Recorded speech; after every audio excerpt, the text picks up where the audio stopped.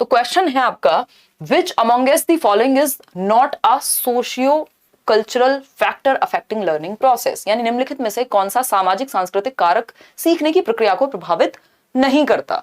यानी अधिगम की प्रक्रिया को कौन सा सामाजिक और सांस्कृतिक कारक प्रभावित नहीं करता। नॉट लिखा हुआ है, जिन क्वेश्चंस में नॉट लिखा हो, एक्सेप्ट लिखा हो, लीस्ट लिखा हो, उनको हमें ध्यान से पढ़ना होता है, उनको ध्यान से आंसर करना होता है। इट्स इंपॉर्टेंट, क्योंकि ऐसे क्वेश्चंस आपके आसान होते हैं बट भटका सकते हैं आपको। अब 50% लोग ही इसका सही उत्तर दे पा रहे हैं, या मैं कहूँ 48% लोग ही, अगर मैं यहां से देख पाऊं तो कितना 1211 लोगों में 48% ही सही दे पा रहे हैं। मतलब अभी जो पोल लिया है, धीरे धीरे करके पोल में आप आंसर कर रहे होंगे। सी ऑप्शन 47%, यानी हैंड राइटिंग। कितना इजी क्वेश्चन था, इससे इजी क्वेश्चन बना है आज तक? अब तक तो नहीं बना। ये हम पहले ही चैप्टर डेवलपमेंट में, अभी जो लोग सीटेट के बैच में भी पढ़ रहे होंगे, मैं अभी कल परसों ही डिस्कस कर रही थी जब भी आपकी क्लास होती है, मोटर स्किल्स पे हम बात कर रहे थे, fine motor skills, cross motor skills, ये फिजिकल डेवलपमेंट से संबंधित है ना, किससे? शारीरिक विकास से। हैंड राइटिंग जो है वो आपके फिजिकल में भी मोटर डेवलपमेंट से, गतिक विकास से अगर मैं कहूं, है ना। इसका सामाजिक से क्या संबंध है भाई? सोशियो कल्चरल से इसका क्या संबंध है? कोई संबंध नहीं है। सोशियो कल्चरल मतलब जिसमें समाज और संस्कृति प्रभावित होती हो। तो कौन सा एक फैक्टर ऐसा है जिसमें समाज और संस्कृति की बात नहीं होगी? हैंड राइटिंग में कोई समाज संस्कृति नहीं है, चाहे अमेरिका के बच्चे से कुछ लिखवा लो, चाहे यहाँ के बच्चे से लिखवा लो, क्या फर्क पड़ेगा भाई? है जेंडर जो है वो एक सोशल कंस्ट्रक्ट है, ये हम प्रॉपर एक चैप्टर में पढ़ते हैं। हर जगह हमें क्वेश्चन देखने को मिलता है कि लिंग एक सामाजिक संरचना है, समाज के द्वारा बनाया गया है कि महिलाएं ये कपड़े पहनेंगी, पुरुष ये पहनेंगे, ये काम करेंगे, रोल्स जो हमने बनाए हैं। तो लिंग एक सामाजिक संरचित प्रक्रिया है, सोशली कंस्ट्रक्टेड प्रोसेस है या कॉन्सेप्ट है।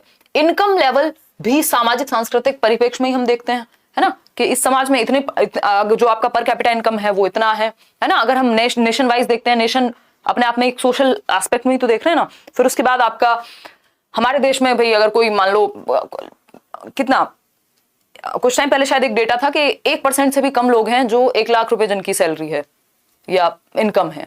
दैट मीन्स हम सोशली देख रहे हैं ना कि इंडिया में अमीर गरीब का मतलब अलग होगा, किसी और कंट्री में, डेवलप्ड नेशन में अलग होगा, है ना। तो इनकम लेवल भी क्या है? सामाजिक और सामाजिक परिप्रेक्ष्य में ही हम देखते हैं, समाज और कल्चर में जिस जगह पे हम हैं। तो ये भी एक सामाजिक कॉन्सेप्ट हो गया। लैंग्वेज अगेन प्रभावित होती है आपके समाज और संस्कृति से, है ना। हम जिन शब्दों का प्रयोग कर रहे हैं, जैसा लिटरेचर हम पढ़ रहे हैं, समाज और संस्कृति से ही प्रभावित है। लेकिन हस्तलेखन या हैंड राइटिंग जो है वो आपका मोटर यानी गत्यात्मक विकास से संबंधित है, ना कि सामाजिक और सांस्कृतिक पक्ष से। ठीक है जी। तो C option is the right answer, क्योंकि नॉट लिखा हुआ था। आगे बढ़ेंगे क्वेश्चन नंबर 2 पर। एक बार पढ़िएगा, बहुत ही प्यारा सा क्वेश्चन है, ये आपको कंफ्यूज भी कर सकता है। मैं एक पोल दे देती हूँ आपको, फिर उसके बाद आप जवाब दीजिएगा पोल में ही, है ना।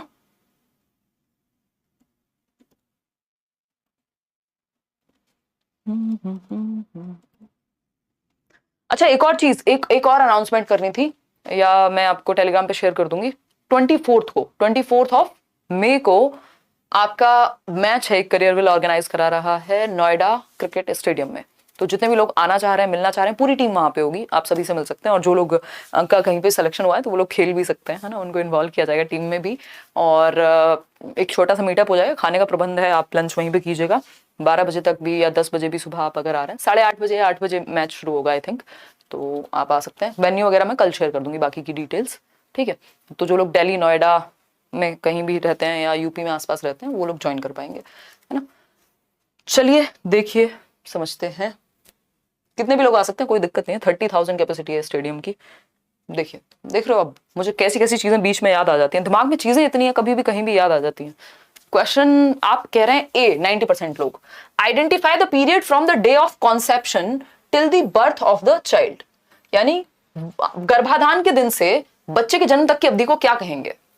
गर्भाधान यानी कॉन्सेप्शन पीरियड, जब से आप गर्भ में हैं या थे, या कोई भी बच्चा एक सेल के रूप में गर्भाधान शुरू हो गया मान लीजिए, तो तब से जन्म तक का, तो जन्म तक प्री नेटल पीरियड कहलाएगा। इसको प्रेगनेंसी कह लीजिए आप आम भाषा में। 9 months 10 days का पीरियड है, 280 दिन कह देते हैं जनरली। और इसके अलावा 40 to 40 वीक्स का टाइम पीरियड कह देते हैं। ठीक है, तो ये हम यहाँ पे ध्यान रखेंगे। 37 to 40 वीक के बीच में अगर कोई भी बच्चा जन्म लेता है तो वो हेल्दी माना जाएगा। ठीक है, तो ये प्री नेटल यानी प्रसव पूर्ण अवस्था, यानी जन्म से पहले की अवस्था है कि कॉन्सेप्शन से, गर्भाधान के समय से जन्म तक, तो इसको कॉन्सेप्शन पीरियड कहते हैं। प्रेगनेंसी पीरियड कह लीजिए आप, प्री नेटल पीरियड कहेंगे टेक्निकली। ठीक है जी, लेटर चाइल्डहुड क्या है? 6 से 12 वर्ष का समय है लेटर चाइल्डहुड। इन्फेंसी जन्म से 2 वर्ष का समय है जनरली सामान्य भाषा में। अर्ली चाइल्डहुड 2 से 6 वर्ष का समय है सामान्य भाषा में। अब मैं सामान्य क्यों कह रही हूं हर बार? क्योंकि अलग अलग लोगों ने इन पे भी अलग अलग बातें कही हैं। किसी के द्वारा इन्फेंसी 5 साल है, किसी के कहने के अनुसार जो है वो आपका कोई बेबीहुड इंक्लूड करेगा, कोई टॉडलरहुड इंक्लूड करेगा, कोई नहीं करेगा, कोई चाइल्डहुड की बात करेगा। किसी ने डेवलपमेंट की 5 स्टेज दी हैं, किसी ने 3 दी हैं, किसी ने 8 भी दी हैं, 12 भी दी हैं। तो सबका अलग अलग है, बट हम जनरल स्टेजेस याद रखते हैं जो हर जगह पे काम कर जाएं, वो आपकी यही है। जो जनरल स्टेजेस हैं आप लिख भी सकते हैं कहीं पे अगर लिखना चाहते हैं। हर जगह आपकी 99% ऑफ द केसेस में काम कर जाती है, 1% एक्सेप्शन है। आपका प्री नेटल पीरियड हमने अभी समझ ही लिया। प्री नेटल यानी प्रसव पूर्ण अवस्था, जन्म से पहले, before birth, 9 months before birth, हम ऐसे लिख सकते हैं 9 मंथ्स बिफोर बर्थ। ठीक है जी, कोई दिक्कत नहीं है। फिर उसके बाद जब जन्म हो गया तो इन्फेंसी शुरू हो गई। इन्फेंसी, शैशवावस्था कहते हैं इसको। जन्म से 2 साल कह लीजिए, 0 to 2 ईयर्स, क्योंकि साल में काउंट कर रहे हैं ईयर्स में इसलिए 0 लिख रहे हैं, 0 to 2 कह रहे हैं, नहीं तो बर्थ टू 2 भी कह सकते हैं। फिर आता है चाइल्डहुड। अब इस चाइल्डहुड में भी हमने अर्ली और लेटर चाइल्डहुड बांटे हुए हैं, यानी उत्तर और पूर्व बाल्यावस्था, अर्ली चाइल्डहुड और लेटर चाइल्डहुड। जो चाइल्डहुड का समय है वो है कुछ 2 से 12 वर्ष तक ओवरऑल। अगर हम देखें यहाँ पे, इसमें 2 से 6 वर्ष हो जाएगा आपका अर्ली चाइल्डहुड यानी पूर्व बाल्यावस्था, जब वो प्ले वे में जाएगा, यही टॉय एज आपकी कहलाती है। ठीक है, प्ले एज भी इसी को कह रहे हैं। और 6 से 12 साल हो जाएंगे आपके लेटर चाइल्डहुड। ठीक है जी, इतनी बात, बेसिक बातें हैं, बिल्कुल याद रख सकते हैं। अब 4th स्टेज की अगर हम बात करें, बहुत महत्वपूर्ण, एडोलेसेंस अगर हम कह रहे हैं, एडोलेसेंस जिसको हम किशोरावस्था कहते हैं। ठीक, 12 से 18 वर्ष, WHO के अनुसार 10 से 19 वर्ष। ठीक है, इतनी बात क्लियर है। इसके बाद अडल्टहुड और फिर आती है ओल्ड एज। बट हमारे स्कूल लेवल पे या जो भी हम जिस भी एग्जाम में बैठेंगे वहां एडोलेसेंस से ऊपर का क्वेश्चन नहीं आता। तो यहीं तक कहानी समाप्त हो जाएगी। अगर ये 4 स्टेजेस आप ठीक से याद रख पा रहे हैं, इनफ हो जाएगा। वैसे तो ये 6 हो जाएंगे क्योंकि अगर 2 और ऐड करेंगे, अर्ली और लेटर चाइल्डहुड, बट इतना आप याद रख लीजिए, आपको हर जगह पे काम आ जाएगी। ठीक, क्योंकि कई जगह पे बहुत रेयर होता है कि इन्फेंसी किसी के अनुसार पूछ ली, रॉस ने कहा है भाई 5 साल तक होती है। अदरवाइज जनरली अगर आप इन्फेंसी 0 से 5 तक पढ़ेंगे तो आपके 99.9% क्वेश्चंस गलत हो जाएंगे, क्योंकि 0.1% एक्सेप्शंस में ही आपसे इन्फेंसी की एज 5 साल तक पूछ सकता है। यूपी टेट में इस बार इन्होंने गड़बड़ की थी। आते हैं वापस से नेक्स्ट क्वेश्चन पे। क्वेश्चन नंबर 3 देखेंगे एक बार। क्वेश्चन नंबर 3 पढ़िएगा, प्यारा सा क्वेश्चन है। हाँ, ये नहीं और आएगा मुश्किल क्वेश्चन आएगा, पढ़ो एक बार। एक क्वेश्चन है जिसमें मुझे आपको कई चीजें डिस्कस करनी है, याद दिला देना बस। याद आप कैसे दिलाओगे, मैं ही याद रख लूंगी। देखना एक बार, पोल में जवाब देना यार। बीएड को लेके ना अभी भी कुछ भी ऑफिशियल नहीं है, तो उस पर बात कर लेंगे अगर लगेगा जरूरी है। आप बहुत अच्छा पढ़ाते हो, बस दिल खुश हो जाता है इसमें, खाने का मन भी नहीं करता, मतलब पेट भर जाता है ये सुन के ना। तारीफ के लिए जीता है इंसान। मजाक कर रही हूँ। देखो एक बार, अगर हम बात करें, children in a democratic culture tends to acquire democratic values and attitudes, यानी अगर आप एक लोकतांत्रिक संस्कृति में हैं, एक लोकतांत्रिक संस्कृति है जहां सबकी बात को सुना जाता है, समझा जाता है, मौका दिया जाता है, फ्रीडम ऑफ स्पीच है, तो आप क्या करेंगे, वैसे ही वैल्यूज को और एटीट्यूड्स को एक्वायर कर लेंगे, लोकतांत्रिक ही बन जाएंगे आप भी। This statement clarifies the role of dash factor affecting learning. ये जो स्टेटमेंट है, ये जो कथन है, वो अधिगम को प्रभावित करने वाले डैश कारक की भूमिका को स्पष्ट करता है। ठीक है, बताइएगा क्या कहना चाहता है ये फैक्टर, आंसर कीजिएगा, फटाफट बताइए। बी ऑप्शन कह रहे हैं ज्यादातर लोग, 63% लोग। बिल्कुल सही बात है। देखो इसमें कंफ्यूजन हो सकता है, कई लोगों को ये एनवायरमेंट भी लग सकता है कि भाई कल्चर भी तो एनवायरमेंट का ही पार्ट है, बट हमें स्पेसिफिक होकर समझना होगा कि क्वेश्चन ने पूछा हमसे क्या है। हमसे क्वेश्चन ने ये नहीं पूछा पेड़ पौधे हवाएं चल रही हैं, है ना, वो बॉलीवुड वाला सीन बना हुआ है, वो नहीं है, वो एनवायरमेंट की बात नहीं हो रही अभी यहाँ कल्चरल एनवायरमेंट की बात हो रही है। तो children in a democratic culture, specifically culture की बात हो रही है। कल्चर पेड़ पौधे कम है, कल्चर वो जो समाज में चीजें चल रही हैं, जो पहनावा है, जो भी चीजें अपने आप को एक्सप्रेस करने का तरीका है, बोलने का तरीका है, ये सारी चीजें वहां ज्यादा हैं। ठीक, तो children in a democratic culture tends to acquire democratic values and attitudes, यानी जो बच्चे लोकतांत्रिक संस्कृति में होते हैं वो वहीं के मूल्य और दृष्टिकोणों को प्राप्त कर लेते हैं कि भाई बड़ों को नमस्कार करना है, हो सकता है अमेरिका में पैर छू के नमस्ते ना करते हो, यहाँ पे हम करते हैं, इस कल्चर का पार्ट है। ठीक है, तो यह कथन कि अधिगम जो लर्निंग है आपकी वो किससे प्रभावित होती है? कल्चर से प्रभावित होती है। ये तो यही कहता है भाई, यहाँ पे जलवायु की बात तो हो नहीं रही है कि पर्यावरण, हवाएं और ये सब की तो बात नहीं हो रही है। होने को अगर ये लोग आंसर दे देते हैं इसको ठीक, तो हम मान सकते थे, बट ये पॉसिबिलिटी नहीं है कि ये उत्तर हो जाए। क्यों? क्योंकि एनवायरमेंट हो गया यहाँ पे जेनरिक वर्ड, बात हो रही है स्पेसिफिकली कल्चर की या सोसाइटी की बात हो रही है, तो उस केस में हम आंसर वो मार्क नहीं कर पाएंगे। ठीक, इमोशनल की तो बात ही नहीं हो रही, साइकोलॉजिकल की भी बात नहीं हो रही, बात है कल्चर की, सांस्कृतिक माहौल की या परिवेश की। आगे बढ़ेंगे क्वेश्चन नंबर 4 पर। 20 क्वेश्चंस करेंगे, अगेन आसान क्वेश्चन। जीन पियाजे के अनुसार पूछा है आपसे कुछ, एक बार पढ़िए, मैं आपको पोल दे देती हूँ। वैसे तो ये बच्चा सा क्वेश्चन है, लड्डू है एकदम, आप खा जाएंगे इसको, है ना। इससे आसान क्वेश्चन ना बना है, ना बनेगा, ना बन सकता है, राइट। आ जाओ फटाफट से। अगर हम बात करते हैं कि gene Piaget's theory of cognitive development has dash stages, यानी संज्ञानात्मक विकास के जीन पियाजे सिद्धांत के कितने चरण हैं, यानी जीन पियाजे ने कितनी स्टेजेस दी हैं। सोचो, एक नंबर में ये डीट प्लस में भी पूछ लेगा, ये हो सकता है कल को केवीएस में भी पूछ ले, ये आपके सीटेट में भी आता है। मतलब इतना इजी क्वेश्चन है, इससे इजी क्वेश्चन धरती पे नहीं बना कहीं, है ना। तो कितनी स्टेजेस हैं? SPCF सिंपली याद रखना है, some people can't focus, SPCF से याद रखना है। 87% लोग डी कह रहे हैं, बिल्कुल सही बात है। 4 स्टेजेस हैं। पहली स्टेज है सेंसरी मोटर, यानी गत्यात्मक अवस्था, जब अपनी इंद्रियों के माध्यम से बच्चा दुनिया की समझ बनाता है, 0 to 2 years का टाइम है। फिर उसके बाद P फॉर प्री ऑपरेशनल, यानी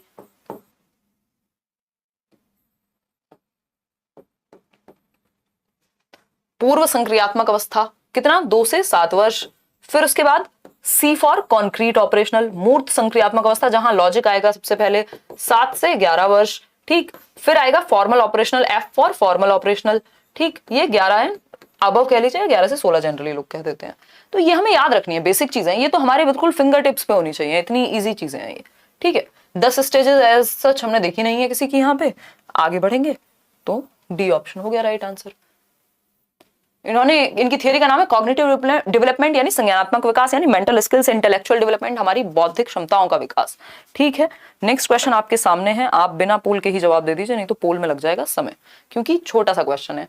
the affective domain includes the manner in which we deal the dash things, यानी भावनात्मक डोमेन या अफेक्टिव डोमेन जो है वो अपने अंदर इंक्लूड करता है, शामिल करता है किस तरह की चीजों से जिनसे हम निपटते हैं, डील करते हैं। एनालिटिकल, साइकोलॉजिकली, स्पिरिचुअली या इमोशनली। अफेक्टिव डोमेन हम सबको पता है ना, इमोशनली या इमोशनल एस्पेक्ट से जुड़ा हुआ है अफेक्टिव डोमेन, भावनात्मक पक्ष से जुड़ा हुआ है कौन? Affective domain. हिंदी में तो भावनात्मक ही कहते हैं। किसकी बात हो रही है? BS ब्लूम की बात हो रही है, बेंजामिन सैमुअल ब्लूम की बात हो रही है। ब्लूम्स टैक्सोनॉमी हम सब ने पढ़ी है, एक पार्ट मैंने बनाया भी हुआ है, बाकी के दोनों पार्ट भी किसी दिन मैं कराऊंगी, यूट्यूब पे ही करा दूंगी। ये भी कहीं नोट करना पड़ेगा, 1 मिनट रुको, चलते हैं आगे बढ़ते हैं। 1 मिनट रुकना बस, ठीक है। जो वीडियोस अभी नहीं आ रहे हैं डोंट वरी, सब आएंगे एक साथ। आते हैं आगे बढ़ते हैं, सब फोन में नोट किए जा रहे हैं आजकल। क्वेश्चन नंबर 6 देखिएगा, क्वेश्चन नंबर 6 पढ़िएगा एक बार। इससे पहले हमें अफेक्टिव डोमेन पे बात करना जरूरी है। ठीक भाई, अगर हम BS ब्लूम की बात करें, मैंने आपको एक चीज बताई थी, CAP कैप, सर पे लगाने वाली कैप, टोपी। ठीक, मतलब BS ब्लूम ने 3 डोमेन या 3 एस्पेक्ट बताए थे। C फॉर कॉग्निटिव डोमेन, यानी संज्ञानात्मक पक्ष, जिसमें आपका हेड यानी दिमाग या मस्तिष्क इन्वॉल्व होगा। फिर है A फॉर अफेक्टिव डोमेन, जिसको हम क्या कहते हैं?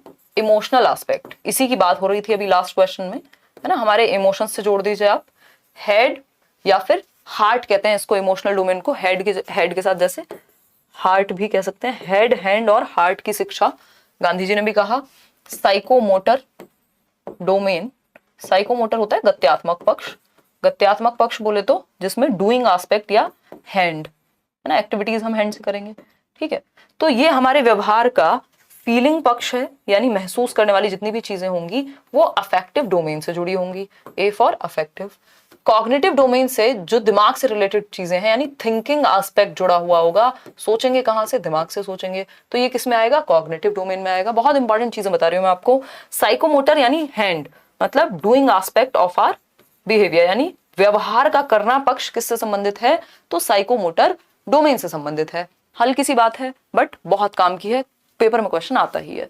किसने दिया है ये जो टैक्सोनॉमी है, इसको क्या बोलते हैं, क्लासिफिकेशन बोलते हैं, वर्गीकरण बोलते हैं, तो बीएस ब्लूम ने दिया है।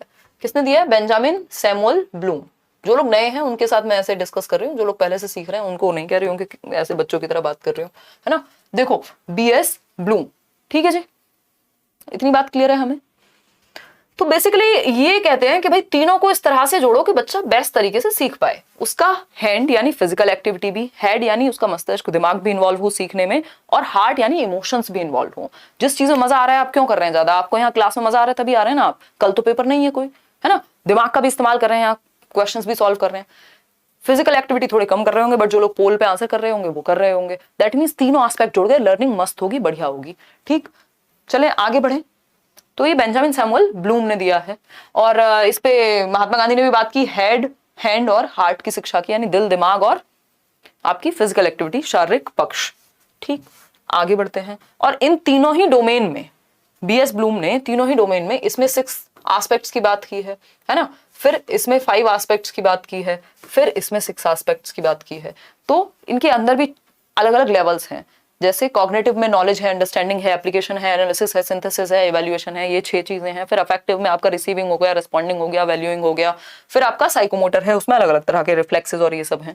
ठीक, नेक्स्ट क्वेश्चन पढ़ लीजिए एक बार और पोल में भी जवाब दीजिएगा। मैं पोल दे देती हूँ आपको नेक्स्ट क्वेश्चन के लिए। ठीक है सर, बोर तो नहीं हो रहे हैं? हो रहे हैं तो लाइक कर दीजिए इसी बात पे। लगभग 5000 लोग हम जुड़ चुके हैं और सिर्फ 2400 लोगों ने लाइक किया। आधे ही लोग लाइक कर पाते हैं, बाकी भूल जाते हैं, डूब जाते हैं। इतना अच्छा डिस्कस करती हूँ मैं, शाबाश हिमांशी। देख रहे हो, सेल्फ लव।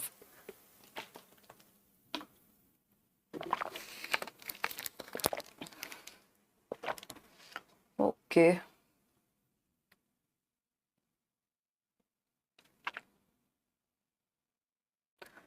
चलिए।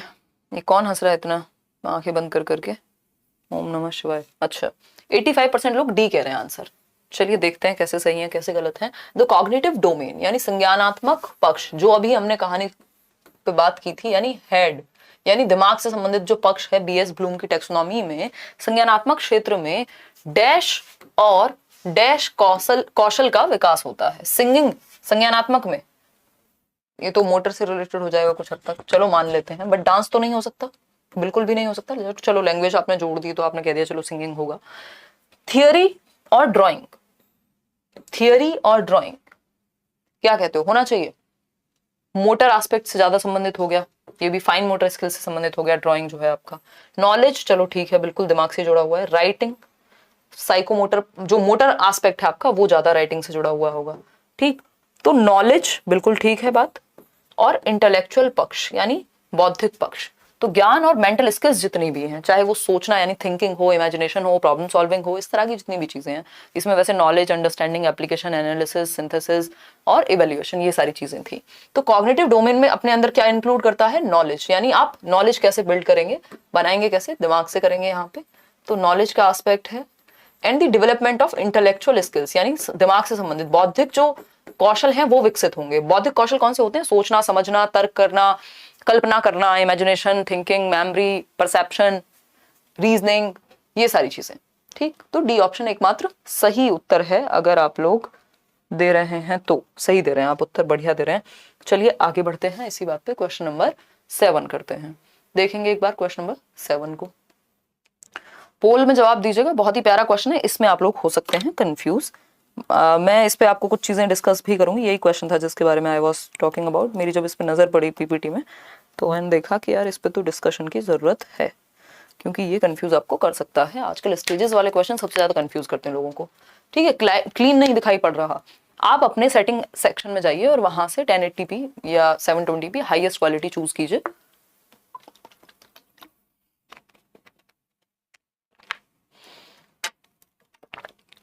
डी ऑप्शन 42% लोग कह रहे हैं। कौन है ये? लवली मैम कह रहे हैं, हिमांशी मैम कहा करो। पहली बात तो मैम ही मत कहा करो, अब तो इतनी आदत हो गई ना। आज तो थंबनेल पे किसी ने लिख के भेज दिया मैम, मैंने कह रही मैम हटवा दो, ऐसा लग रहा है पता नहीं मैं क्या ही हो गई हूँ, चुपचाप से सही नाम लिखवा दो। उड़ीसा से हूँ, अच्छा बीएड क्लियर करने, कर लो चलो बहुत बढ़िया, आ जाओ इधर, बहुत बातें करते हो, मैं आपसे ज्यादा और आप मेरे से ज्यादा। The period just after the babyhood after about a year and a half is also known as dash. यानी बेबीहुड के जस्ट बाद लगभग 1.5 साल तक आप जो भी पीरियड आएगा उसको क्या कहेंगे? अलग अलग आंसर आ रहे हैं। टॉडलरहुड, अडल्टहुड, एडोलेसेंस या प्री स्कूल चाइल्डहुड। बताइएगा एक बार। 47% लोग आंसर दे रहे हैं आपका डी ऑप्शन। ठीक है, 47% लोग आंसर दे रहे हैं डी ऑप्शन, जो कि कायदे में बनता भी था। जो जनरल बेबीहुड की स्टेजेस हैं उनमें यही रहता है कि 2-2.5 साल तक आपका वो चलेगा। बहुत सारी जगह पे 2 वीक्स टू 2 ईयर्स तक आपका बेबीहुड होता है ना। ये तो खैर नहीं होगा, ये तो आपका फिर सीधा 2 से 6 वर्ष या 3 से 6 हो जाएगा। अगर हम उस केस में देखें तो अर्ली चाइल्डहुड वाला पीरियड हो जाएगा। ये 12 से 18 हो जाएगा, ये भी नहीं होगा। अडल्टहुड हो ही नहीं सकता, तो इसका एकमात्र उत्तर बचता है टॉडलरहुड। ठीक, अब इसमें भी लेकिन कुछ जगह पे आपको टॉडलरहुड की एज कुछ और मिलेगी, कुछ जगह पे कुछ और मिलेगी। जो CDC आई थिंक बोलते हैं, centre for disease control, CDC बोलते हैं, तो उनके अनुसार क्या है कि 2 से 3 वर्ष का समय वो कहते हैं कि टॉडलरहुड है, और कई जगह पे 1 से 3 वर्ष का समय भी आपको टॉडलरहुड मिल जाएगा। ठीक है, तो हम कह सकते हैं कि बाल्यावस्था के ठीक बाद लगभग, ये बाल्यावस्था को यहाँ पे बाल्यावस्था वो वाला मत ले लेना 2 से 12 वाला, इसको बेबीहुड लेना। अब बेबीहुड क्या है, अलग अलग है हर जगह पे। पहले तो इसका आंसर लिखो डगमगाते हुए, ये लगभग 1.5 साल से शुरू हो जाता है। 2 से 3 तो CDC की वेबसाइट जो है वही ऑफिशियली इस बात को मानती है कि 2 से 3 वर्ष का बच्चा टॉडलर कहलाएगा। टॉडलर का मतलब क्या है, जब वो लड़खड़ा के चलना सीख ले डगमगाते हुए। ठीक है, तो 2 to 3 ईयर्स का टाइम पीरियड हम यहाँ पे टॉडलर को दे रहे हैं। बाकी ऑप्शंस यहाँ सही हो नहीं सकते, इसलिए यही बचता है हमारे पास। ठीक है, इसको समझते हैं। 2-3 पॉइंट्स हैं इसमें जो समझने लायक हैं। चलिए, 2-3 वर्ड्स हैं। एक वर्ड है नियोनेट। नियोनेट होता है नवजात। ठीक है, पोल हटा देती हूं मैं। नियोनेट बोले तो नवजात, जो बिल्कुल ताजा ताजा बच्चा है ना, नियोनेट। 2-3 वर्ड हैं जिनको समझना यहाँ महत्वपूर्ण है, और ये ऑप्शन के हिसाब से जाएगा। जैसे ऑप्शन दिया होगा पेपर में वैसे आप उत्तर लगाएंगे, इसका कुछ भी फिक्स्ड नहीं है। ठीक है, टॉडलरहुड नहीं पढ़ा ना, पढ़ना भी नहीं होता जनरली, बट आप एक्स्ट्रा में इसको लिखेंगे कहीं पे, है ना। ये ऐसी चीज नहीं है, अगर मैं इसको स्टेजेस में पढ़ाऊंगी तो आप हो जाएंगे कंफ्यूज, क्योंकि ये जनरली आता भी नहीं है कहीं, और कोई फिक्स्ड नहीं है। किसी एक राइटर के अकॉर्डिंग, या किसी एक व्यक्ति के अकॉर्डिंग, किसी एक ऑर्गेनाइजेशन के अकॉर्डिंग कुछ और साल होंगे, किसी और के अकॉर्डिंग कोई और पीरियड आपका टॉडलरहुड में डाल दिया होगा, तो ये बहुत कंफ्यूजिंग हो जाता है, इसलिए इसको अवॉइड किया जाता है, और पूछा भी बहुत कम ही जाता है। नवजात कह रहे हैं हम, नियोनेट को हम नवजात कह रहे हैं। इसकी अवधि होती है आपकी जन्म से राइट आफ्टर बर्थ, जब आपकी कौन सी नाल है वो कटती है। अभी कुछ दिन पहले तो हम डिस्कस कर रहे थे ना, इंग्लिश में उसको कुछ तो बोलते हैं। तो बेसिकली बर्थ टू 15 डेज कहेंगे कई लोग, और कई जगह पे बर्थ टू 4 वीक्स भी मिलेगा आपको ये। ठीक है, और कई जगह पे 2 महीने तक भी दे देंगे। तो जनरली आप इसको 28 दिन तक का समय मानिए या 1 महीने का समय मानिए। ठीक है, इसको अगर हम बात करें, हाँ, umbilical cord, right, umbilical cord जब आपकी कटेगी, गर्भनाल बोल रहे हैं, हाँ, उसके जस्ट बाद वाला जो समय वो नियोनेट पीरियड शुरू हो जाता है, उसको पॉर्शनेट काल बोलते हैं, उससे पहले वाले को। ठीक है, अगर हम बात करें नियोनेट की, तो ये बर्थ टू 4 वीक्स या 28 दिन हम जनरली मान के चलेंगे। ठीक, उसके बाद अगर हम बात करें यहां, तो फिर हम कहते हैं इन्फेंट है भाई बच्चा, जन्म से 1 साल तक कई लोग इन्फेंट कहेंगे। अब ये इन्फेंसी की डेफिनेशन आप मत याद रखिएगा, क्योंकि आपको जन्म से 2 वर्ष याद रखनी है, जनरली आपके काम वही आनी है। ठीक है जी, जनरली आपके काम वही आनी है। इतनी बात क्लियर है। बेबीहुड, बेबीहुड जनरली लोग कहते हैं कि 2 weeks to 2 years, 2 weeks to 2 years. ठीक, फिर आता है थर्ड, जिसपे हम बात कर रहे थे अभी, टॉडलरहुड। ये अलग अलग कॉन्सेप्ट है, अलग अलग लोगों के द्वारा दिए गए हैं, तो इनको एक साथ मत जोड़ दीजिएगा कि टाइम आगे पीछे कैसे चल रहा है। ठीक है, फिर आता है आपका टॉडलरहुड, जिसको हम 2 से 3 साल का समय कह रहे हैं यहाँ पे। ठीक, अगर जरूरत पड़े ऑप्शन के अकॉर्डिंग तो आप 1 से 3 वर्ष भी कंसिडर कर सकते हैं, कुछ जगहों पे 1 से 3 वर्ष भी आपको मिल जाएगा। ठीक है, तो ये नीडेड चीजें हैं, ये वो चीजें जो जरूरी नहीं आपके सिलेबस में पढ़े आप, बट पेपर के अकॉर्डिंग अगर पेपर में पूछ ले, क्योंकि इतना वास्ट सब्जेक्ट है, आप सब कुछ तो नहीं पढ़ सकते। ठीक है, पढ़ भी सकते हैं अगर बहुत ज्यादा समय हो तो, बट ये कंफ्यूजन क्रिएट करेगा आपके दिमाग में, है ना। अगर हम बात करते हैं देखिएगा, इसको ऐसे समझिएगा, लीव इट।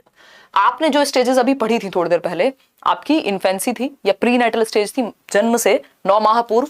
उसके बाद आपने इन्फेंसी पढ़ी थी, फिर चाइल्डहुड था जिसमें अर्ली और लेटर चाइल्डहुड था, उसके बाद आपका एडोलेसेंस था, देन आपका अडल्टहुड है, वो हम पढ़ते नहीं क्योंकि स्कूल लेवल पे कहीं पूछा नहीं जाएगा, और फिर आता है ओल्ड एज। आपको इन्फेंसी से एडोलेसेंस तक मेनली याद रखना है, शैशवावस्था से आपका हम कहेंगे किशोरावस्था तक, सबसे ज्यादा क्वेश्चंस वहीं से बनते हैं। उसके अलावा ये सब एक्स्ट्रा क्वेश्चंस हैं, आए तो आए, नहीं आए तो नहीं आए। नियोनेट यानी नवजात शिशु, कब से कब तक, अम्बिलिकल कॉर्ड के कटने से लेकर के यानी जन्म से 4 हफ्ते या 28 दिन तक का समय। बेबीहुड 2 हफ्ते से 2 साल तक का समय।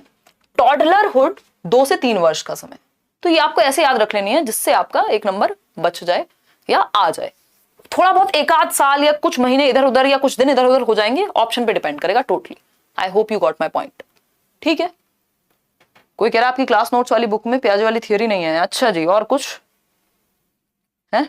दी हुई है, बाकी फिर भी मैं एक बार चेक कर लूंगी। इतने कॉन्सेप्ट हो गए ना, और इतनी चीजें चल रही हैं, इतनी सारी बुक्स चल रही हैं पैरेलली, कि दिमाग में इधर उधर हो जाती हैं चीजें। देखिए क्वेश्चन नंबर 8 देखिएगा, अपडेट करा देंगे नहीं होगी तो, उसका वैसे भी हिंदी वर्जन आएगा। The psychomotor domain, question number 8 पढ़िएगा, क्वेश्चन नंबर 8 पढ़िएगा। मैं पोल भी दे देती हूँ आपको, आसान क्वेश्चन है वैसे।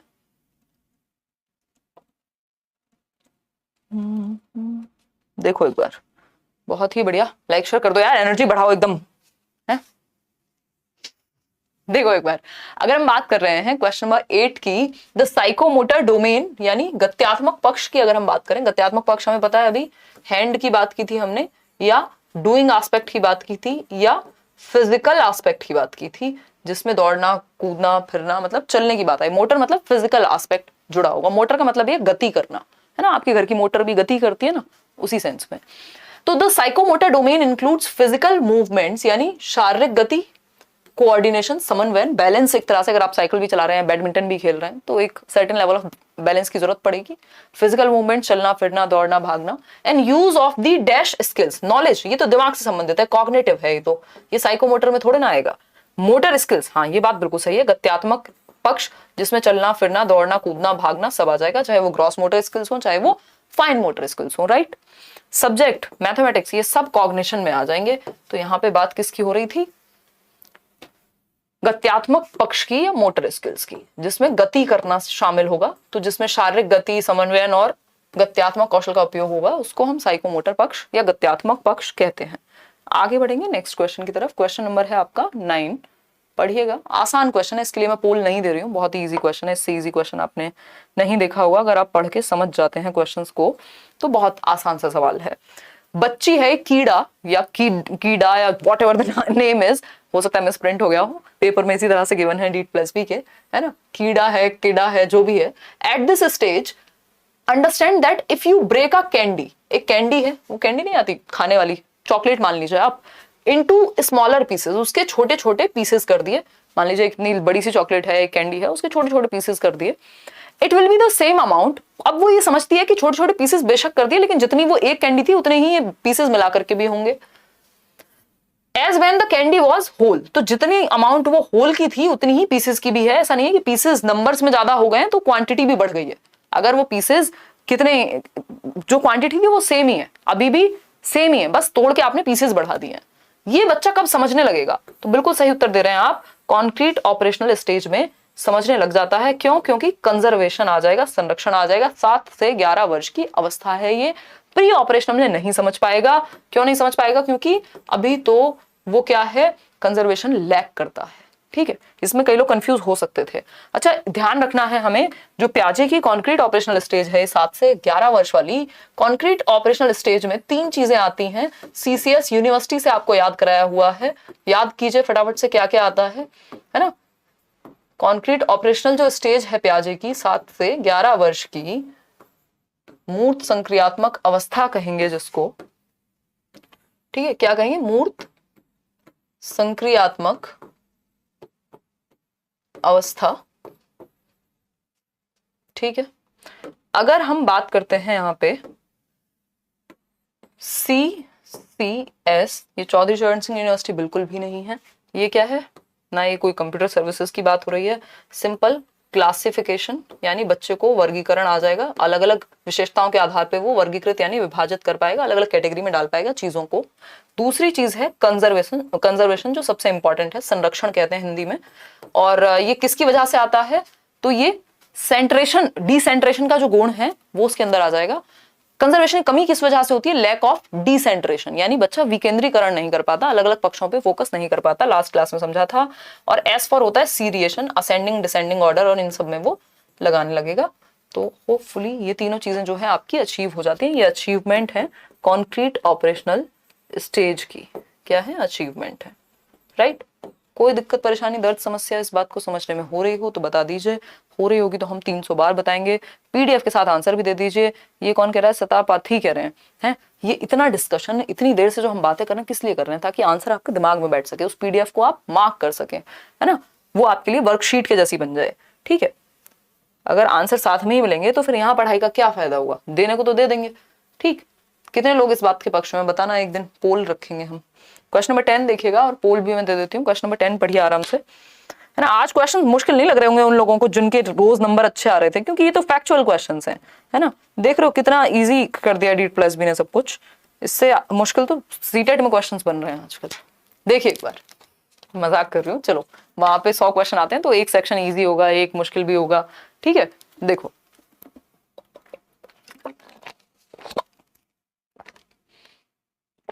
आपकी राइटिंग, क्या आपकी राइटिंग पहले से काफी अच्छी हो गई। कुमारी सौरभ कह रहे हैं, देख रहे हो सौरभ, देख रहे हो, इसे प्रोग्रेस कहते हैं। बेसिकली जब मैं ठहराव से लिखती हूँ तो मेरी राइटिंग ठीक आती है, और जब मैं भूचाल में लिखती हूँ तो यही होता है। बाकी हाँ, over the period of time we evolve, और होना ही चाहिए। खैर, this refers to the learners active, और बोर्ड की आदत भी तो हो जाती है ना, this refers to the learners active attention to the stimuli and his or her motivation to learn. यानी कि इसका अर्थ है कि शिक्षार्थियों का उद्दीपनों पर सक्रिय रूप से ध्यान देना और सीखने के लिए उसकी प्रेरणा। यानी जो स्टिमुलस है कोई भी एनवायरनमेंट में, स्टिमुलस हो सकता है कोई गाना बजा और आपने डांस करना शुरू कर दिया, ये क्या हुआ, एक स्टिमुलस था, एक उद्दीपक था जो आपके दिमाग तक गया और आपने रिस्पॉन्ड किया, डांस करना शुरू कर दिया मजे में, ठीक है। क्लियर है बात। तो this refers to the learners active attention, आपकी अटेंशन एक स्टिमुलाई पे गई, एक उद्दीपक पे गई, and his or her motivation to learn. ये वैल्यूइंग से है, ऑर्गेनाइजेशन से है, रिसीविंग से है, रिस्पॉन्डिंग से है। देखो इसका डी आंसर है रिस्पॉन्डिंग, ठीक।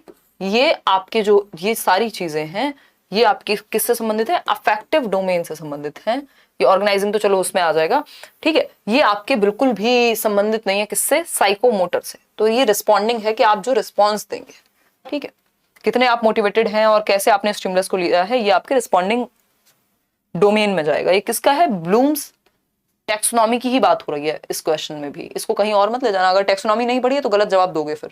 क्वेश्चन नंबर 11 देखिएगा, एक बार पढ़िएगा। मैं आपको पोल भी दे देती हूँ, पोल में भी जवाब आप कर सकते हैं। 9 क्वेश्चन और हैं, थोड़े ज्यादा स्लो चल रहे हैं क्या हम, बट मैंने सोचा है अब थोड़ा सा सुकून से ही चलेंगे, डोंट वरी। देखिए, the ability to put parts together to form a coherent or unique new whole is known as, यानी पार्ट्स को एक साथ लाया गया किसके लिए, कि एक नया होल बन सके, एक नया होल बन सके, ठीक है। वी पुट पार्ट्स टुगेदर, मान लीजिए ये पेन है तो इसके आगे का जो निब है वो साथ में लगाया गया, इसका इंक अंदर डाल गया, पीछे से इसको टाइट किया गया, है ना। तो हमने क्या किया, पार्ट्स को हम साथ में लाए, ये अलग पार्ट है, ये अलग पार्ट है, साथ में लाए एक होल बनाने के लिए। तो इसको क्या कहते हैं, जब पार्ट्स को निकाला जाए, अलग अलग किया जाए, तो वो कहलाता है एनालिसिस। जब पार्ट्स को एक साथ लाके कुछ नया क्रिएट किया जाए तो उसको हम सिंथेसिस कहते हैं, ठीक है। सिंथेसिस कहते हैं जब पार्ट्स में विभाजित करें तो हम विश्लेषण कहेंगे, लेकिन जब हम जोड़ें पार्ट्स को तो ये सिंथेसिस कहलाता है, संश्लेषण कहलाता है। यहाँ पे कुछ नया क्रिएट करने की उस सेंस में बात नहीं की गई कि आंसर क्रिएटिंग होता, नहीं तो क्रिएटिंग तब होता जब नई टेक्सोनॉमी के अनुसार पूछा जाता। जो ब्लूम की 1956 वाली टेक्सोनॉमी है उसमें ये आईएनजी नहीं लगी हुई, और अगर हम बात करें जो 2001 वाली टेक्सोनॉमी है उसके अनुसार ये क्रिएटिंग हो सकता था, बट क्रिएटिंग का सेंस डिफरेंट होता। अगर आपसे क्वेश्चन क्रिएटिंग का पूछा होता तो ये नहीं कहता कि किसी भी चीज के पार्ट्स को हम एक साथ ले आए तो अब उसको क्या कहेंगे, वहां पे कहता आप नेक्स्ट लेवल पावर्स यूज कर रहे हैं, अपना जो भी आपने सीखा है कुछ नया क्रिएट करने के लिए। तो भाषा में फर्क है, ठीक, इसलिए सी नहीं होगा, सिंथेसिस होगा इसका सही उत्तर। आगे बढ़ेंगे क्वेश्चन नंबर 12 पर। क्वेश्चन नंबर 12 पढ़िएगा एक बार, फिर ही हम बढ़ेंगे आगे। आसान क्वेश्चन है, इसमें मैं अगेन पोल नहीं दे रही हूँ आपको। अकॉर्डिंग टू जीन पियाजे the child acquires the skill of using symbols, यानी बच्चा सिंबल्स को यूज करने की स्किल या कौशल, भाषा का इस्तेमाल करने का कौशल किस स्टेज पर सीख लेता है? बताइएगा एक बार। भाषा को इस्तेमाल करने का कौशल और ये जो सिंबल है इनको इस्तेमाल करने का कौशल किस स्टेज पर सीख लेगा? सब अपनी अपनी मर्जी से आंसर कर रहे हैं, बिना पोल के आजकल पता नहीं लगता। तो आंसर वैसे इसका प्री ऑपरेशनल स्टेज है, 2 से 7 वर्ष पूर्व संचालन अवस्था या पूर्व संक्रियात्मक अवस्था, सिंबॉलिक जो स्टेज है इसको कहा जाता है। ठीक है, तो सिंपल आंसर है, इसमें कोई भी खतरनाक बात नहीं है जिसको समझने में दिक्कत हो। क्वेश्चन नंबर 13 देखिएगा एक बार, और इसके लिए मैं आपको पोल भी प्रदर्शित कर देती हूँ आपके सामने, जिससे कि आप पोल में भी जवाब दे पाए, है ना। अब तो आप लोगों को इन क्वेश्चन में मजा कम आ रहा होगा, इजी लग रहे होंगे। नहीं, कल से फिर से वही डेली इस तरह के क्वेश्चन कम मिलाएंगे।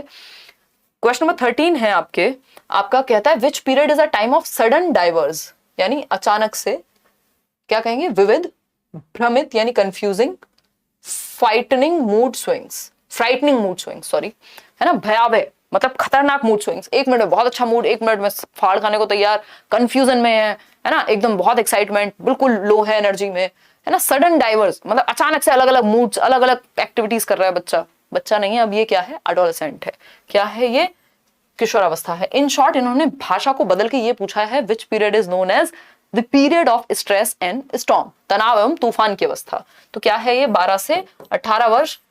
फीलिंग ऑफ रिवोल्ट जो है, विद्रोह की भावना, इमोशनल इंस्टेबिलिटी यानी भावनात्मक रूप से अस्थिरता, स्थिर नहीं है बच्चा। क्यों? क्योंकि इतने सारे चेंजेस हो रहे हैं, physically, mentally, psychologically, emotionally, hormonal इतने सारे परिवर्तन हो रहे होते हैं इस एज में। प्यूबर्टी हिट करती है कि बच्चे के अंदर कंफ्यूजन, आइडेंटिटी क्राइसिस है कि मैं करूंगा क्या जीवन में, मेरी क्या आइडेंटिटी होगी। अचानक से बहुत सारे डाइवर्स चीजें दिमाग में आएंगी, मूड स्विंग्स होंगे, कि एडोलेसेंस से संबंधित हैं। सिंपल आंसर है इसका, तो इसमें कोई दिक्कत आपको होनी ही नहीं चाहिए। क्वेश्चन नंबर 14 देखिएगा, आसान क्वेश्चन है, जवाब दीजिएगा फटाफट से। आगे बढ़ेंगे, इसका पोल आपको नहीं मिलेगा, एक क्वेश्चन में पोल दिया जाएगा, एक क्वेश्चन में पोल नहीं दिया जाएगा। ठीक है बात, कोई दिक्कत परेशानी इस बात को समझने में हो रही हो तो बताओ। रात वाला सेशन तो इतना सूदिंग हो जाता है ना, मेरे लिए भी मजा आ जाता है एकदम। देखो एक बार, क्वेश्चन 14 है, if the school environment is dash it affects the learning process. यदि स्कूल एनवायरमेंट, यदि विद्यालय का जो वातावरण है, माहौल है, ऐसा है, ऐसा ही आपको चूज करना है कि कैसा है, तो यह अधिगम प्रक्रिया पर प्रभाव डालता है। अनुपयुक्त यानी अनसूटेबल है, डिसिप्लिन्ड है, पॉजिटिव है या हार्मोनियस है। अब यहाँ पे आपको खुद से समझना होगा कि पॉजिटिवली अफेक्ट करने की बात कर रहे हैं या नेगेटिव। तो अगर ऐसी सिचुएशन बने तो आप इस अफेक्ट को क्या समझेंगे कि भाई नेगेटिवली ही अफेक्ट करने की बात कर रहा होगा। अगर इफेक्ट होता तो हम पॉजिटिव मान लेते। दूसरा एक साइन क्या है इसमें आंसर चूज करने का, ये तीनों ही पॉजिटिव हैं। दैट मीन्स कोई एक चीज है जो अलग सी यहाँ पे प्रदर्शित हो रही है, वो है अनसूटेबल एनवायरमेंट। यदि है तो बच्चों का जो अधिगम है, अधिगम प्रक्रिया पर प्रभाव पड़ता है, दैट मीन्स नेगेटिव प्रभाव पड़ता है। ठीक है, अगर पॉजिटिव होता तो यहाँ पे पहले से ही कुछ और शब्द होते, क्योंकि पॉजिटिव में तो फिर डिसिप्लिन्ड है तब भी अच्छा है, पॉजिटिव है, हार्मोनियस है, एक ही बात है। तो सिर्फ ए ऑप्शन ही आपका सही उत्तर बचेगा। आगे बढ़ेंगे नेक्स्ट क्वेश्चन पे। तो अनसूटेबल है यानी अनुपयुक्त है, बच्चे को डांटना, मारना, पीटना, इस तरह का माहौल है, अनहेल्दी है, तो बच्चे की लर्निंग पर प्रभाव पड़ेगा, वो ठीक से नहीं सीख पाएगा। क्वेश्चन नंबर 15 देखिए, in which domain the hierarchy ranges from reflexes and basic movement to non discursive communication and meaningfully expressive activity. बहुत ही अच्छा क्वेश्चन है, इसका जवाब देखते हैं कितने लोग दे पाते हैं। क्वेश्चन है, किस डोमेन में पदानुक्रम, रिफ्लेक्सेस और बुनियादी आंदोलन, ये हिंदी इसकी थोड़ी सी टेढ़ी मेढ़ी होगी क्योंकि आपके पेपर में भी ट्रांसलेटेड ही आती है ना। अर्जुन वर्मा कुछ पूछ नहीं रहे हैं, सिर्फ सुपर चैट करेंगे, 100 रुपया ऐसे ही उड़ा देंगे, हैं पूछेंगे नहीं कुछ, या खुशी में दे रहे हैं। अच्छा धन्यवाद, चलिए अब क्या कहें आपको, आगे बताइए। ये फीचर ही हमने इसलिए ऑन छोड़ा हुआ है, अदरवाइज तो मेंबरशिप वगैरह कुछ भी अलाउड नहीं है चैनल पे, ताकि आप क्वेश्चन पूछ सकें। अगर बहुत सारे लोग हैं, 5140 लोगों में कैसे पूछोगे क्वेश्चन? अगर किसी का सीरियस क्वेश्चन है तो सुपर चैट करके पूछेगा। देखो एक बार, अगर हम बात करें in which domain the hierarchy ranges from reflexes. Reflexes होते हैं अनैच्छिक क्रियाएं जिन पे आपका कंट्रोल नहीं होता, है ना। आपकी हार्ट बीट, आपकी जो पलके हैं उनका झपकना।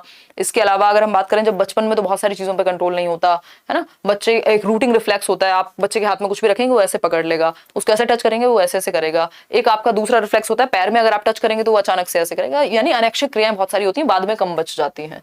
बेसिक मूवमेंट, चलना फिरना दौड़ना। Two non discursive, non discursive होता है, अब आप स्माइल करेंगे तो भी आपके एक्सप्रेशन से पता लग जाएगा कि आप क्या कहना चाहते हैं, आप सार्केस्टिकली स्माइल कर रहे हैं या फिर आप सच में खुश हैं, है ना। या कोई जो डांसर है अब उसके फेशियल एक्सप्रेशन से आपको पता लग जाएगा कि वो कन्वे क्या करना चाह रहे हैं। तो यहाँ पे 3 चीजें हैं, एक है रिफ्लेक्सेस यानी अनैच्छिक क्रियाएं, जब आपके कंट्रोल में ही नहीं है चीजें, ठीक है। फिर दूसरा है आपका बेसिक मूवमेंट्स, जब आपके कुछ हद तक कंट्रोल में आ जाती हैं चीजें, जैसे चलना फिरना और ये सारी चीजें। तीसरा है हाईएस्ट लेवल, जिसको हम कह रहे हैं डिस्कर्सिव। हालांकि इसके बीच में और भी लेवल्स आते हैं, अभी मैं आपको बताऊंगी भी। तो ये डिस्कर्सिव है जब आप बस अपने एक्सप्रेशन से ही बदलाव या जो भी इमोशन है अपना वो इमोट कर देंगे, ठीक। तो ये साइकोमोटर डोमेन से संबंधित है। ये जो इसमें 6 लेवल्स होते हैं साइकोमोटर में, है ना, ये सब यहाँ काम नहीं आएंगे। ये साइकोमोटर यानी गत्यात्मक पक्ष से संबंधित हैं। अभी समझते हैं, मोटर यानी एक्टिविटी या फिजिकल एक्टिविटी की बात हो रही है, सिंपल बात है। साइकोमोटर की बात होगी, अभी हमने डिस्कस किया था जो डूइंग एस्पेक्ट है आपके व्यवहार का, जिसमें आप कुछ भी करने की बात हो रही है, बेसिक मूवमेंट की, रिफ्लेक्सेस की, नॉन डिस्कर्सिव कम्युनिकेशन की, यानी साइकोमोटर। अगर यहाँ पे सोचने की बात होती, थिंकिंग एस्पेक्ट की या दिमाग से संबंधित कुछ भी होता, तो हम कह देते कॉग्निटिव एस्पेक्ट। ये वही ब्लूम का सिद्धांत है, बीएस ब्लूम का। अफेक्टिव क्या है आपकी, ये फीलिंग से संबंधित है, यानी आपके इमोशन से, feeling aspect of your behaviour, ठीक है। ये 3 चीजें हैं जो हमें ध्यान में यहाँ रखनी ही होती हैं। आगे बढ़ेंगे क्वेश्चन नंबर, इससे पहले ये देख लीजिए एक बार, ये मैंने ऐड कर दिया था ताकि आपको आइडिया लगे, पीडीएफ में भी मिल जाएगा। जो साइकोमोटर डोमेन है, गत्यात्मक पक्ष है बीएस ब्लूम का, इसको इंग्लिश में ही पढ़ेंगे तो ज्यादा बेहतर रहेगा, क्योंकि हिंदी में कंफ्यूजन हो सकती है, अलग अलग नाम होते हैं। तो ये जो साइकोमोटर डोमेन है, जिसपे हैरो ने काम किया, अनीता हैरो 1972 में, 1972, साइकोमोटर डोमेन। पहला है रिफ्लेक्स मूवमेंट्स। देखो ये वैसे तो एक हायरार्की में है, रिफ्लेक्स को सबसे नीचे होना चाहिए था, क्योंकि ये बढ़ते हुए क्रम में चलेंगे, तो आप इसको बढ़ते हुए क्रम में याद रखिएगा। रिफ्लेक्स मूवमेंट्स में क्या है, बेसिक जो रिएक्शंस हैं, जैसे इनवॉलेंटरी एक्शंस हैं, आपने बच्चे के हाथ में ऐसे हाथ रखा, उसने पकड़ लिया, है ना, पलकों का झपकना, दिल का धड़कना, ये सब क्या है, इनवॉलेंटरी एक्शंस हैं, अनैच्छिक क्रियाएं, इन पे आपका कंट्रोल नहीं है। फंडामेंटल मूवमेंट्स, जो बेसिक मूवमेंट्स है, जैसे दौड़ना, चलना या चीजों को ग्रास्प करना, उठाना, पकड़ना, ठीक है। दौड़ना भी छोड़ दीजिए, यहाँ पे सिंपल वॉकिंग और ग्रेस्पिंग जैसी चीजें, ये बेसिक मूवमेंट्स हो गए। फिर आता है परसेप्चुअल एबिलिटीज, इसमें आप किसी एक पर्टिकुलर स्टिमुलस के प्रति कोई रिस्पॉन्स देंगे, कोई गाना सुना, कुछ देखा आपने, ठीक। फिर आता है फिजिकल एबिलिटीज, जिसमें फिटनेस, जिसमें स्टेमिना बिल्ड होगा, जैसे रनिंग हो गया या कोई स्पोर्ट खेलना हो गया, आपका एक स्ट्रेंथ बिल्ड होगी। यहाँ पे स्किल्ड मूवमेंट्स, अब आपके यहाँ पे हो गया कि आपके अंदर स्टेमिना बिल्ड हो गया, आप थोड़ा बहुत दौड़ने भागने लग गए, आपके अंदर एक फ्लेक्सिबिलिटी है। यहाँ अब आपको स्किल्ड मूवमेंट्स करने हैं, यानी मान लीजिए अगर आप शूटिंग कर रहे हैं तो आपका मूवमेंट बहुत ही स्किल्ड होना चाहिए, जरा सा भी इधर उधर हुआ तो मामला गड़बड़ हो जाएगा, ठीक। फिर आता है नॉन डिस्कर्सिव कम्युनिकेशन, जो कि हाईएस्ट है, कि आप अपने जेस्चर्स का, अपनी बॉडी लैंग्वेज का यूज कर रहे हैं अपनी बात को कन्वे करने के लिए, ये हाईएस्ट है। तो ये है कहानी साइकोमोटर डोमेन की, इसको मैं अलग से एक वीडियो भी बना दूंगी, अभी साइकोमोटर और आपका अफेक्टिव डोमेन दोनों की एक साथ बना दूंगी। क्वेश्चन नंबर 16 देखिए, मतलब लाइव कर देंगे। क्वेश्चन नंबर 16 देखिए, ये बीएस ब्लूम का ही हिस्सा है, जो टैक्सोनॉमी है ब्लूम की, जिन लोगों को नहीं पता। क्वेश्चन नंबर 15 देखिएगा, ये पोल हम हटा लेते हैं। नहीं, शूटिंग फाइन मोटर स्किल नहीं होगा, उसमें बहुत सारी चीजें हैं, आपकी बॉडी का बैलेंस, आपकी आर्म्स भी यूज हो रही हैं, है ना, फिंगर्स तो हैं, आपकी आंखों का भी, इट डिपेंड्स कि क्वेश्चन कैसे पूछा है। Peer pressure is a type of which factor that affects learning, यानी जो साथी समूह है वो किस तरह से अधिगम को प्रभावित करने वाला कारक है, किस प्रकार का, इमोशनल, पर्सनल, सोशल या कल्चरल। अब देखो इमोशनली भी अफेक्ट तो कर ही सकता है जो आपका साथी समूह है, बट ये कहां से आया, साथी समूह आया कहां से, क्लासमेट से, आपके दोस्त आए कहां से, समाज से ही आए ना, तो सामाजिक कारक है ये, ठीक है। Peer pressure is a type of social factor, किस प्रकार के फैक्टर का टाइप है, तो सोशल फैक्टर, किस प्रकार से प्रभावित कर सकता है, तो इमोशनली भी कर सकता है, पर्सनली भी कर सकता है ना, तो किस प्रकार का फैक्टर है, तो सोशल फैक्टर है। समाज में ही तो है, पीयर ग्रुप का मतलब है साथी समूह, जो लगभग आपकी एज के लोग हों या फिर जिनके साथ आप रहते हो। अब ये आपके क्लासमेट्स हो सकते हैं, ये आपके कलीग्स हो सकते हैं, अगर आप काम करते हैं, वो एज में थोड़े बहुत इधर उधर भी चल जाएंगे, और ये आपके मोहल्ले के दोस्त हो सकते हैं, ये आपके रिश्तेदारों के बच्चे हो सकते हैं जो आपके साथ रहते हो या जो लगभग आपकी सेम एज के हों, ठीक है। तो C option is the right answer. आगे बढ़ेंगे क्वेश्चन नंबर 17 पे। अच्छा क्वेश्चन है, इसमें मैं आपको पोल देना चाहूंगी, देखना चाहूंगी कि आप कितना सही उत्तर इसका कर पा रहे होंगे, ठीक है जी। पोल ले लीजिए क्वेश्चन नंबर 17 के लिए। और फिर बढ़ेंगे आगे। देखिएगा, क्वेश्चन है अ चाइल्ड मे हैव, पढ़ लो, खुद ही पढ़ लो, पहले जवाब ही दे दो पोल में, फिर ही बात करेंगे इस पे। इसलिए मैं पानी पी लूं। देखो एक बार,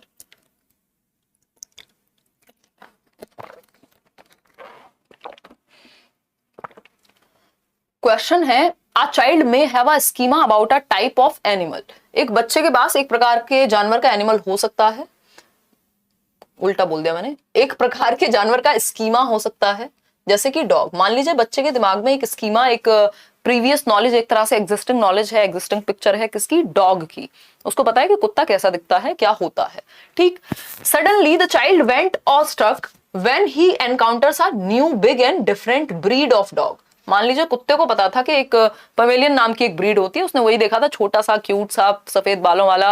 अब अचानक से क्या हुआ उसके स्कीमा में, बच्चे के स्कीमा में क्या था, बच्चे के दिमाग में क्या था कि एक छोटा सा व्हाइट कलर का क्यूट सा डॉगी होता है ना, इसको डॉगी कहते हैं, ये डॉग होता है, बात खत्म। एक दिन उसने अचानक से कुछ पिटबुल जैसा देख लिया, है ना, या गोल्डन रिट्रीवर जैसा कुछ देख लिया, उसको लगा यार ये क्या है, डॉग तो वैसा होता है। So in this case, the child is the dash new information into his existing schema about dog. अब इस मामले में बच्चे का जो मौजूदा स्कीमा है उसमें नई जानकारी को वो क्या करेगा, मैनिपुलेट करेगा, एकोमोडेट करेगा, ट्रांसफॉर्म करेगा या एसिमुलेट करेगा। तो आप इसमें गलत हैं ज्यादातर लोग, है ना। मैं देख लेती हूँ आप पोल में क्या आंसर कर रहे हैं। देखो वैसे तो कोई भी प्रोसेस होती है तो उसमें दोनों ही चीजें लगती हैं, बट यहाँ पे जो उत्तर होगा वो होगा एसिमुलेशन। उसका रीजन क्या है, डॉग का एक स्कीमा बच्चे के दिमाग में पहले से है, उसी स्कीमा में इसको ऐड करना है। ऐसा नहीं है कि फिर से नया बनाना है या मैनिपुलेट करना है। हालांकि कुछ हद तक मैनिपुलेशन होगा, बट मेजर जो आंसर बनेगा वो बनेगा आपका एसिमुलेशन। अगर ये नहीं होता तो हम यहाँ पे भी एकोमोडेशन के साथ ही चले जाते, बट यहाँ पे मेनली मेजरली क्या होता है, या तो उनको एडजस्टमेंट करना पड़ेगा या तो फिर मैनिपुलेट करना पड़ेगा, चेंज करना पड़ेगा। तो ऐसे शब्दों का जहां इस्तेमाल ना हो और लिखा हो एग्जिस्टिंग स्कीम में क्या करना पड़ेगा, एसिमुलेशन इज द आंसर। कोई क्या कह रहा है, आपसे कब से पूछ रही हूँ कि रीड के फॉर्म में नेम में करेक्शन होगा, कि आप इग्नोर किए जा रहे हैं। अब देखो आकांक्षा, कितनी बच्चों जैसी बातें नहीं कर रहे हो आप, है। अभी भी 4800 लोग तो जुड़े हुए हैं, थोड़ी देर पहले 5100 लोग थे। अब आप ये सोचो 4800 लोग कहीं खड़े हुए हों और एक साथ टाइप कर रहे हों और एक इंसान डिस्कस भी कर ले, कमेंट्स भी पढ़ ले सारे, कैसे पॉसिबल है। आपको क्यों लगता है ऐसा, आपको इग्नोर करके मैं कहाँ जाऊंगी, क्या जरूरत है ये क्लासेस चलाने की अगर इग्नोर ही करना होगा तो, है। मैं तो एक एक इंसान से मिलना चाहती हूँ, क्या करें। मेरा दिल दुखता है ऐसी बातें आप करते हो। अभी भी ये समझ में आता था कि जब भाई अगर लोग ही चैनल पे 4000 होते तो चलो 200 लोग आके कमेंट कर रहे हैं। देखो ये ना एडिंग न्यू इन्फॉर्मेशन, इसको इसलिए कह सकते हैं कि आपने उसी स्कीमा में ऐड कर लिया। ये टोटली इनके ऊपर डिपेंड करता है कि इन्होंने आंसर इसको माना। अदरवाइज तो यहाँ पे एकोमोडेशन भी है एक तरह का। एक्चुअली जब होता क्या है, जो एडजस्टमेंट की प्रोसेस है ना यहाँ पे, उसमें ऑलरेडी एडजस्टमेंट बोल रही हूँ, आपकी कौन सी प्रोसेस में आते हैं ये दोनों, याद दिलाओ जरा, अडेप्टिंग की। तो अडेप्टेशन की प्रोसेस में एसिमुलेशन और एकोमोडेशन, एवरी टाइम कुछ हद तक एसिमुलेशन भी होता है और एकोमोडेशन भी होता है। ये बात हम कभी डिस्कस नहीं करते थियरी में, क्योंकि उससे कंफ्यूजन क्रिएट होती है ना। भाई अगर आप ऐड भी करोगे तब भी तो कुछ हद तक चेंज हुआ ही होगा ना, और जब आप चेंज कर रहे हो तब भी कुछ हद तक ऐड हुआ ही होगा कुछ, ठीक। तो खैर यहाँ पे सिंपल बात ये है कि जो डिफरेंट ब्रीड है उसको सिंपली ऐड कर लेना है। ऐसा नहीं है कि उसको डॉग का स्कीमा ही चेंज कर देगा, हालांकि वो चेंज होगा ही, ठीक है। तो ये दोनों अडेप्टेशन में आते हैं। डी आंसर जो है, डी ऑप्शन जो है इसका सही उत्तर है। क्वेश्चन नंबर 18 देखते हैं एक बार। क्वेश्चन नंबर 18, नेम का करेक्शन देखो, वो तो इनका करेक्शन की डेट्स होती हैं, अगर डेट्स निकल चुकी हैं करेक्शन की तो फिर तो पॉसिबिलिटी नहीं होगी कि चेंज हो पाए। आपका क्वेश्चन मैं भूल गई। Object permanence is a major characteristic of which stage of child development. Object permanence को हम हिंदी में कहते हैं वस्तु स्थायित्व जो है वो किस अवस्था की विशेषता है। वस्तु स्थायित्व जो है वो किस अवस्था की विशेषता है, ये पूछा है। वस्तु स्थायित्व किस स्टेज में आ जाता है, तो हम कहेंगे इन्फेंसी, जन्म से 2 वर्ष। पियाजे के अनुसार इसको सेंसरी मोटर भी कह सकते हैं। इसी स्टेज में आपका आ जाएगा वस्तु स्थायित्व। ये अटक कैसे गया भाई। चलिए आगे बढ़ते हैं। क्वेश्चन नंबर है 19, सेकेंड लास्ट क्वेश्चन।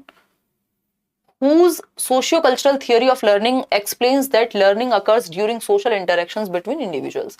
यानी किसकी सामाजिक सांस्कृतिक थियोरी है, सिद्धांत है, जो कहता है कि जो अधिगम है वो समाज और संस्कृति के बीच में, यानी लोगों के बीच में जब इंटरेक्शन होता है, एक दूसरे से बात करते हैं, डिस्कस करते हैं, तब सीखते हैं। तो ये वाइगॉस्की कहेंगे सिंपली, ये वाइगॉस्की की थियोरी है, socio cultural approach of development. आगे बढ़ेंगे, क्वेश्चन नंबर 20 देख लीजिए, लास्ट क्वेश्चन है आज के लिए, ठीक है। अगर हम बात कर रहे हैं तो ये कहता है locality and neighbourhood comes under which factor that affects learning. यानी जो लोकेलिटी है, जो आस पड़ोस है, और जो आपका नेबरहुड है, एक ही बात हो गई, तो वो किस एक एस्पेक्ट में आएंगे सीखने के। तो एनवायरमेंट में आएंगे, इमोशंस में आएंगे, कल्चर में आएंगे, या सोशल में आएंगे। तो ये सोशल में आएंगे, फिर इससे ही जुड़ जाएगा कल्चर, और ऐसे देखा जाए तो ये सब एनवायरमेंट का पार्ट है, ठीक है। तो ये सोशल एस्पेक्ट में आएंगे, याद रखिएगा। सामाजिक परिप्रेक्ष्य की बात हो रही है, आहा मजे ही आ गए। देखो एक बार, ये पोडियम से हाथ तोड़वा लिया मैंने, देखो, ठीक। तो ये सोशल एस्पेक्ट की बात हो रही है, समाज में आएंगे, बाकी इतनी बात क्लियर है। हाँ, क्योंकि लोकेलिटी जरूरी थोड़ी कि कल्चर, कोई एक पर्टिकुलर कल्चर की बात थोड़ी कर रहे हैं, ये कहीं पे भी होंगे। अगर लोकेलिटी और नेबरहुड, तो वो सोशल एस्पेक्ट में पहले आएंगे, कल्चर क्या है बात की बात है, ठीक है। आज के लिए हम रखते हैं इतना ही, होपफुली आप होंगे बढ़िया।